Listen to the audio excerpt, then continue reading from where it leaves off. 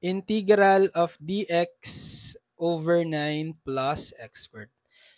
So this is yielding inverse tangent because we have the standard integral formula, integral of du over a squared plus u squared equal to 1 over a arctangent of u over a plus c.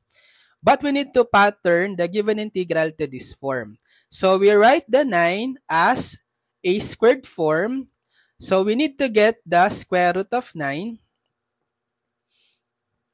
So this will be equal to the integral of dx over the square root of 9, 3. Then you put square. Since 3 square is 9. So we just write the 9 as a squared form equal to 3 square. So that we can pattern this given integral in this form. Plus u squared. So therefore, the value of our a is equal to 3. And the value of our, this is x. The value of our u is x. So getting the derivative of u du, derivative of x dx. Substitute, we will have the integral of dx, which is du, over 3 is a, so we have a squared, plus x is u, so we have u squared.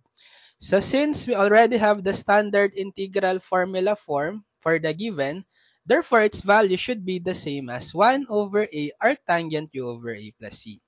So is equal to 1 over a arctangent ng u over a plus c. Then we substitute the values of a and u.